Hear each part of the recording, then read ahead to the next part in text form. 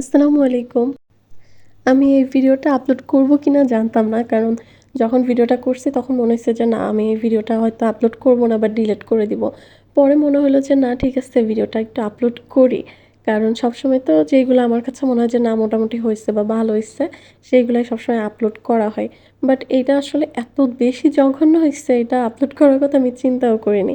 But upload করার একটা main কারণ হচ্ছে যে আসলে প্র্যাকটিস অনেক বড় একটা বিষয়।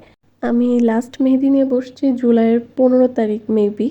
তো আর কি তারপরে আর ওইভাবে আমার বসা হয়নি। কারণ আমার সেই মানসিকতাটাই ছিল না এই আন্দোলনের ভেতরে যে আমি মেহেদি নিয়ে বসবো। তো যাই হোক অনেকদিন পরে আর কি মেহেদি নিয়ে বসছি। তো আর কি বসার পর আমার হাত এত বেশি পরিমাণে কাঁপছে যে মানে আমি নিজেই আমার হাত দেখে আমি অবাক যে আমি কোনটা কোনোভাবে ধরতেই পারছি না, ম্যানেজ করতেই পারছি না।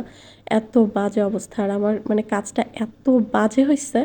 তো আর কি যাই হোক আমি এইটা আর কি খুব ভালো করে বুঝলাম যে যতই আমরা মেহেদি দিই আর যাই করি, প্র্যাকটিস না থাকলে আসলে হয় না। হ্যাঁ, আমি যদিও কোনো আর্টিস্ট না, আমি কোনো মানে এটা আমার প্রফেশনাল কোনো জব না বা কিছুই। আমি জাস্ট শখ থেকে দিই। তারপরেও আমি মানে আমার নিজের কাজ দেখে আমি নিজেই অবাক যে আল্লাহ আমি এটা করছি কি? এইটা অনেক আগে করা আমার পদ্মের কাজ। তো ২ টার আর কি আকাশ পাতাল পার্থক্য।